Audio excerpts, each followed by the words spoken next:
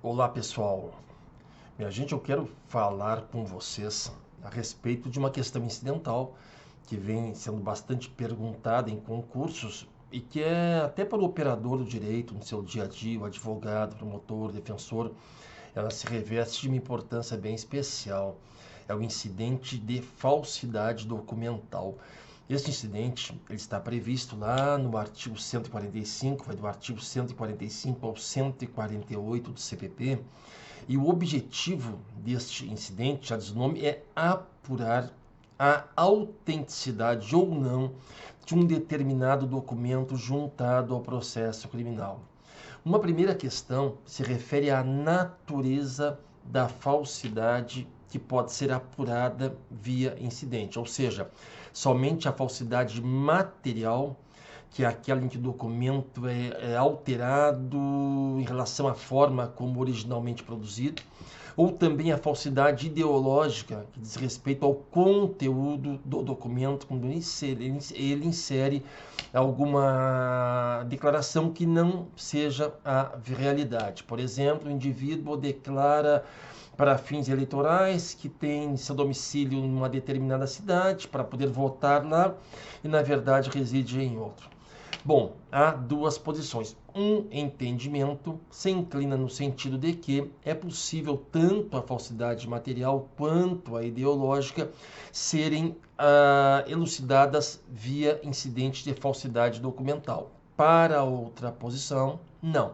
Somente a falsidade material. Esta última é a posição que prevalece. Inclusive, foi recentemente perguntada no concurso para o Ministério Público de Minas Gerais, agora neste mês de novembro de 2019, essa questão. Dei uma olhada, pessoal. Olhem só o que fala o dispositivo, aqui eu aprovo, caderno de provas. Diz ali, ó, questão 39, contra a decisão proferida. Não, nem esta aqui é a questão. Olha só, aqui, ó, o incidente de falsidade, segundo a visão doutrinária prevalente, tem por fim a averiguação apenas da falsidade material do documento. Essa questão, essa alternativa estava correta porque, de acordo com a corrente prevalente, é exatamente isto. Outra questão importante, o incidente de falsidade documental, ele é instaurado, ele é cabível unicamente no curso do processo criminal.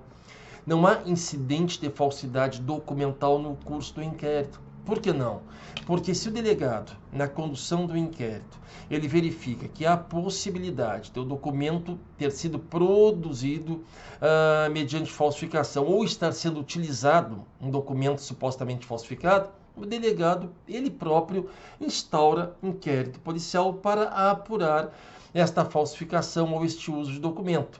Agora, se a falsidade, surge a suspeita quanto à falsidade do curso do processo, aí sim que tem que ser instaurado o incidente de falsidade, e o procedimento deste incidente está no artigo 145 do Código de Processo Penal. Olhem lá o que diz esse dispositivo. Refere que uma vez arguida por escrito a falsidade, importante, não pode ser arguida oralmente, de documento constante nos autos, leia-se autos do processo, o juiz observará o seguinte processo: mandará autuar em apartado aquela petição, determinando a oitiva da parte contrária em 48 horas, depois assinala o prazo de 3 dias para cada uma das partes provar suas alegações, podendo acostar provas, podendo requerer a produção de provas.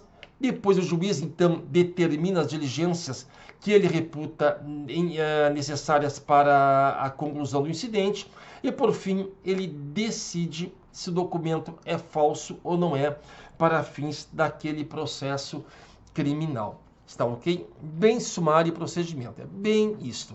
Promovido o incidente, houve-se autuado em apartado, houve-se a parte contrária em 48 horas, intimadas ambas as partes para em 3 dias produzirem ou requererem a produção de provas. Depois, então, o juiz determina as diligências que reputar necessárias e decide quanto à falsidade ou não. Se entender que o documento é falso, manda desentranhar dos autos, encaminhar ao Ministério Público, à delegação, ao delegado, para a apuração daquela falsidade. Se entender que o documento não está comprovada a falsidade, o documento continua nos autos.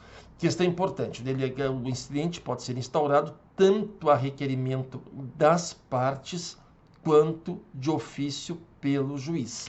Se for a requerimento da defesa ou do querelante na ação penal privada, o artigo 146, ele refere que é preciso que o advogado esteja munido de procuração com poderes especiais.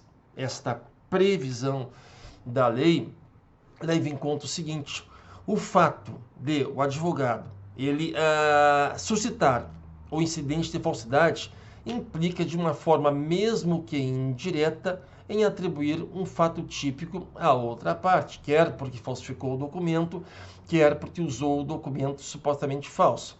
Então, visando preservar o advogado, a lei estabeleceu que ele terá que ter procuração com poderes especiais para que, se eventualmente a notícia da falsidade tenha sido trazida pela parte, a parte responda então eventualmente pela prática de calúnia por ter referido que um documento falso está sendo utilizado, que um documento foi falsificado. Hoje em dia está bem flexibilizado este formalismo. A doutrina e a jurisprudência mais ainda estão entendendo que não é preciso esta procuração com poderes especiais, até porque se o advogado eventualmente cometer algum excesso, até linguístico, na arguição da falsidade, não seria correto que a parte, o querelante, ou então o réu, eles se respondessem de uma forma até quase que objetiva por algum excesso praticado pelo advogado. Então, a lei está prevendo cuidado em concurso, mas jurisprudencialmente tem sido flexibilizado este requisito. Outra questão quanto ao incidente, a recorribilidade. Isso tem caído em concurso. Pessoal, deem só uma olhada que fala o artigo 145, inciso 4. Ele refere: se reconhecida a falsidade por decisão irrecorrível, mandará o juiz desentranhar o documento e remetê-lo com os autos do incidente ao Ministério Público. Como o artigo diz, se reconhecida a falsidade por decisão irrecorrível, então o dispositivo menciona a palavra irrecorrível. A quem confunda e diga assim, entenda assim, que se o juiz reconhece a falsidade, que não caberia recurso desta decisão.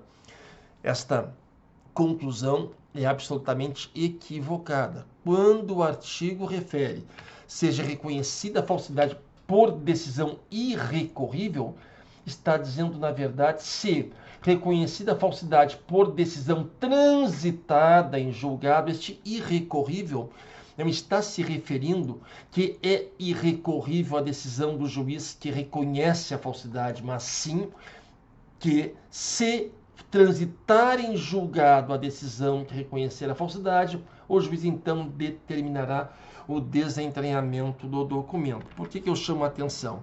Porque o artigo 581 do CPP, ao prever o cabimento do rese, ele refere que cabe este recurso, inciso 17 da decisão 18, que decidir o incidente de falsidade. Então, não interessa se o juiz está decidindo pela falsidade do documento ou então pela autenticidade, qualquer que seja a decisão em torno do incidente de falsidade documental, cabe o recurso em sentido estrito. Inclusive, esta questão, ela foi uma daquelas cobradas lá no concurso do MP de Minas Gerais, que eu referi, agora em novembro deste ano. Estou em novembro, então foi agora no final de semana passado, né? Que diz: contra a decisão proferida no incidente de falsidade, caberá apelação. Errada, cabe, como vimos, o recurso em sentido estrito contra a decisão do incidente. Outra questão relevante está no artigo 148 do CPP. O 148, ele diz assim,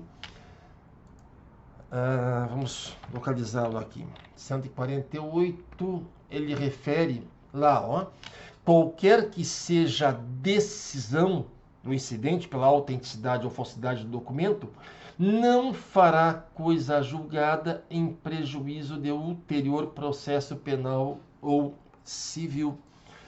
Isto significa que, se no incidente o juiz concluiu que o documento é falso, logicamente ele não vai utilizar aquele documento como fator de convicção.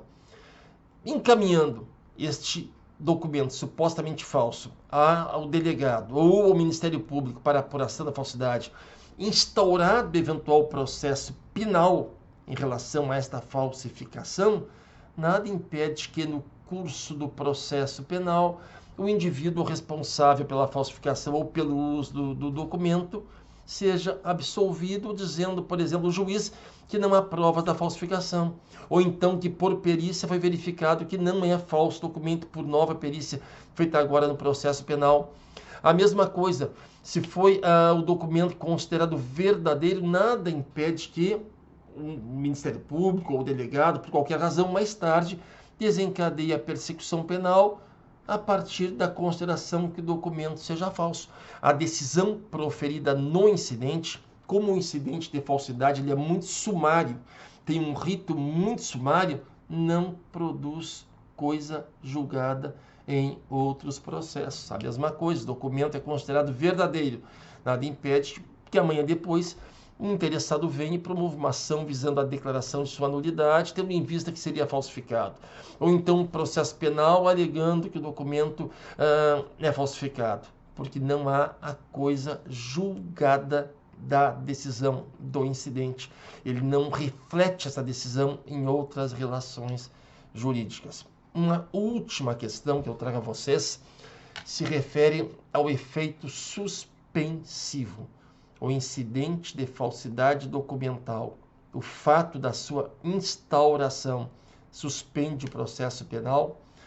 Se vocês olharem os artigos 145 a 148, vão verificar que não há qualquer previsão de que o incidente de falsidade documental acarrete a suspensão do processo penal. É diferente, por exemplo, do incidente de insanidade mental, onde refere o artigo 149, parágrafo 2º, que, instaurado o incidente de insanidade mental, o juiz deverá suspender o processo penal. A mesma coisa ocorre lá nas questões prejudiciais, lá no artigo 92 e no artigo 93 do CPP, onde também dizem os dispositivos que, surgindo a notícia de uma questão prejudicial, a ação penal ficará suspensa, a mesma previsão no artigo 93, facultando, neste caso, a suspensão do processo criminal. Então, estes dispositivos, eles realmente prevêem que, com a instauração destas questões incidentais, haverá a suspensão do processo. Não acontece isso, repito, no incidente de falsidade. Isto significa que, instaurado o incidente de falsidade documental no curso do processo, o processo continua tramitando normalmente, até porque o incidente instaurado em apartado, né? Nada impede, inclusive, que o juiz profira sentença sem aguardar o resultado do incidente. Logicamente, para que isso ocorra, é preciso que o juiz não utilize o documento, este objeto do incidente, como um fator de seu convencimento. Não haveria sentido o juiz, diante da imputação da alegação que um documento é falso e se encontrando em tramitação o procedimento destinado à verificação dessa falsidade, que ele desse sentença usando o documento sob o fundamento de que que é verdadeiro, ignorando aquela imputação de falsidade, ou então deixasse de usá-lo presumindo a sua falsidade mesmo antes do término do incidente. Tá ok, pessoal? Questão bem importante, questão que não é valorizada normalmente no estudo para os concursos e até na vida do operador do direito, mas que pode decidir o destino do acusado naquele processo criminal.